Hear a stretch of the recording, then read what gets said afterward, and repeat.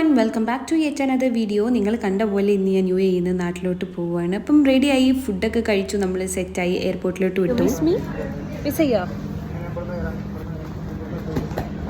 നമ്മൾ full ചില്ലായിട്ട് boarding പാസ്സൊക്കെ എടുക്കാൻ വേണ്ടി ഞാൻ കയറി. ദുബായ് എയർപോർട്ട് ആയതുകൊണ്ട് തന്നെ നമുക്ക് ബോർഡിംഗ് പാസ് എടുത്ത് കഴിഞ്ഞാലും പുറത്തുള്ളവരെ കാണാനായിട്ടുള്ളൊരു അവസരമുണ്ട്. അപ്പോൾ ഞാൻ ബോർഡിംഗ് പാസ് എടുക്കുന്ന സമയമായപ്പോഴേക്കും പാത്തു സംഭവം ഞാൻ പോവുകയാണെന്നുള്ളത് റിയലൈസ് ചെയ്ത് തുടങ്ങി. ആളുടെ എക്സ്പ്രഷനും ആളുടെ നിപ്പും മട്ടും എല്ലാം മാറിപ്പോയി. ഭയങ്കര വിഷമമായി ഈ ഒരു വീഡിയോ ഇപ്പോഴും കാണുമ്പോൾ കേട്ടോ. അങ്ങനെ ബോർഡിംഗ് പാസ്സൊക്കെ എടുത്തു, യാത്രയൊക്കെ പറഞ്ഞു, നേരെ ഗേറ്റിലോട്ട് നമ്മൾ പോവുകയാണ്. അങ്ങനെ നാട്ടിൽ ഇങ്ങോട്ട് കയറുമ്പം തന്നെ എനിക്ക് വിൻഡോ സൈഡ് സീറ്റ് കിട്ടിയിട്ടുണ്ടായിരുന്നില്ല. കാരണം ഇപ്പം റിസർവേഷൻസും കാര്യങ്ങളൊക്കെ ഉണ്ട്, അത്ര എനിക്കറിയാൻ പാടില്ല. അങ്ങനെ സ്പൈസ് സിറ്റിക്കാരോട് സംസാരിച്ചപ്പോൾ അവർ എനിക്ക് വിൻഡോ സൈഡ് സീറ്റ് അലോട്ട് ചെയ്തു തന്നു. അങ്ങനെ വെയിറ്റിംഗ് ഏരിയയിലെത്തി. ഇതായിരുന്നു ഞാൻ നാട്ടിൽ പോകുമ്പോൾ പറ്റിയിരുന്ന ഡ്രസ്സ് കേട്ടോ.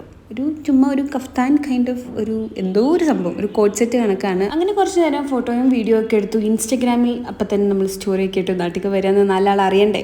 അങ്ങനെ നമ്മൾ ഗേറ്റിലെത്തി. ഒരേ സമയം ഒരേ സ്ഥലത്തേക്ക് 2 ഫ്ലൈറ്റ് ഉണ്ടെങ്കിൽ ഇതേപോലെ ഉണ്ടാവും.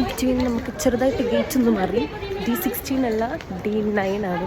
ഒരേ ടൈമിൽ ഇൻഡിഗോയും സ്പൈസ് ജെറ്റും ഉണ്ടായിരുന്നു കോഴിക്കോട്ടേക്ക്. അപ്പം ഞാൻ ഇൻഡിഗോടെയാണ് നേരെ നോക്കിയത്. കോഴിക്കോട് നിന്ന് കണ്ടപ്പോൾ ഞാൻ ഫ്ലൈറ്റ് നമ്പർ ഒന്നും നോക്കിയില്ല. ഞാൻ ബോർഡായി ഏറെ കാത്തിരുന്ന എൻ്റെ വിൻഡോ സീറ്റ് നിങ്ങൾ കണ്ടല്ലോ. ഇതേ അവസ്ഥ ആർക്കും ഉണ്ടാവില്ല. ഇത്രയും 3G ആയ അവസ്ഥ എൻ്റെ ജീവിതത്തിൽ ഉണ്ടായിട്ടില്ല കേട്ടോ. അങ്ങനെ വിൻഡോ ഇല്ലാത്ത വിൻഡോ സൈഡ് സീറ്റിലിരുന്ന് ഞാൻ നാട്ടിലോട്ട് വണ്ടി തിരിച്ചു. അങ്ങനെ അപ്പുറത്തെ വിൻഡോയിൽ നോക്കി കുറേ വീഡിയോസൊക്കെ എടുത്തു. സൺറൈസിൻ്റെ ടൈമിൽ എനിക്ക് വീഡിയോ എടുക്കണം എന്നുണ്ടായിരുന്നു, പക്ഷെ അത് പറ്റിയില്ല.